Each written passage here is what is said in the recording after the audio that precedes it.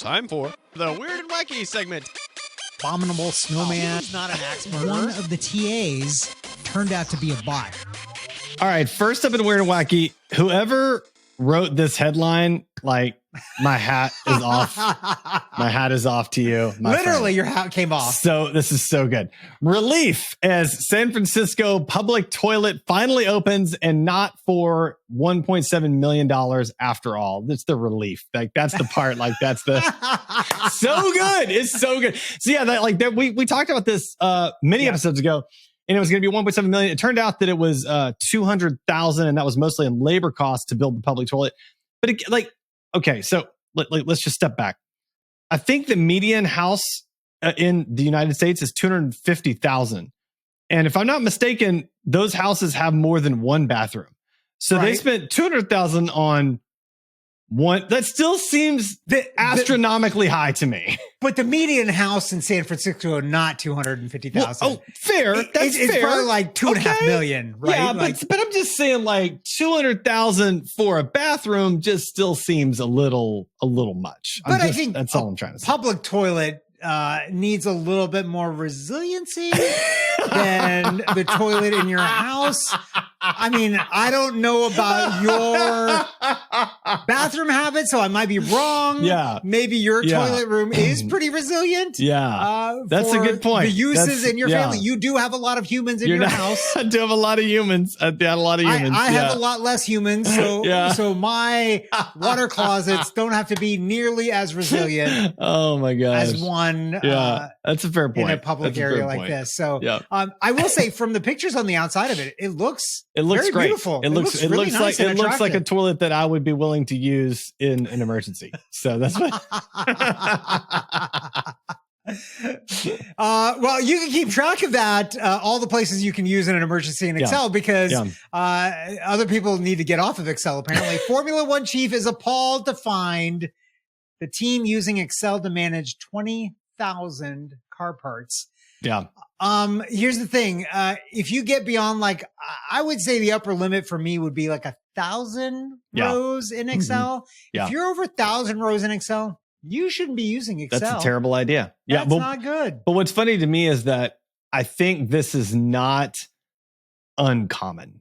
My guess is that there are lots of businesses that are just as dysfunctional. Like, imagine the chaos that you could hack, like, just by deleting one file. Just imagine the chaos, or by screwing up the rows, or like renaming a column, or change one formula. Yeah, like, that's what I'm saying. Like the lack of redundancy makes me cringe. And maybe they've got like backup files. I don't know, but like, I'm just like, this is horrifying to me. And it's not just for, it's got to be. I'm thinking if you're using Excel for 20,000 car parts, you haven't really thought through backup files. Yeah, you're doing it wrong. That's really it's as simple as that. I think this file, they didn't talk about it, but it might just be on a flash drive, a thumb drive that they're just passing around from person to person. Yeah. Hey, I need the file. Can you hand it over here? Can you hand me the thumb drive? Can you just toss it? Can you toss it to me? Let me close it and save it, and then I'll send it over. I'll throw you the thumb drive, the master file, the one thumb drive to rule them all. Speaking of shipping things or moving things around, Utahns, I didn't know that's what they were called. Utahns reunited with pet cat they accidentally shipped with Amazon return. So they apparently had ordered a bunch of work boots, and they were returning the ones they didn't like in the Amazon return box, and their cat apparently likes to hide in boxes. And so the cat hid in the Amazon return box and got shipped from Utah to California.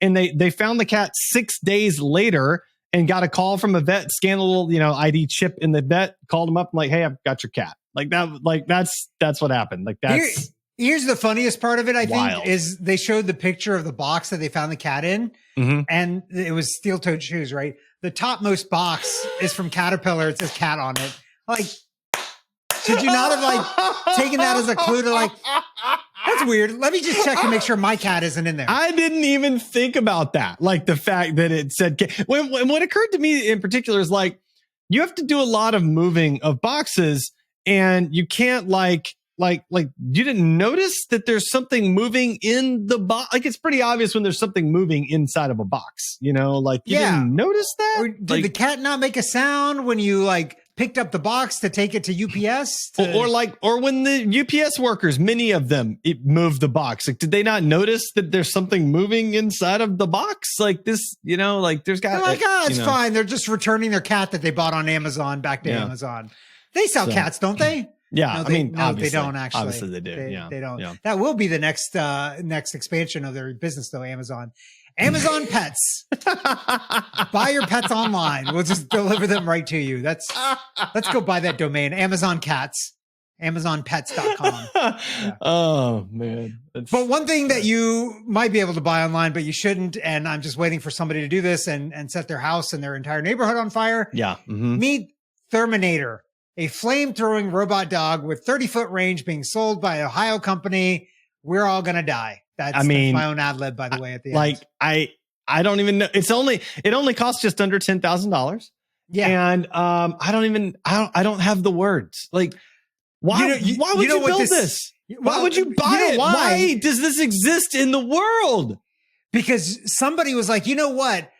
I need a something next level for a gender reveal party. Let's put a flamethrower on a robot dog and see what happens then. That's what this is going to be used for. A gender reveal party. Definitely. 100%. 100%. That's what it's going to be used for.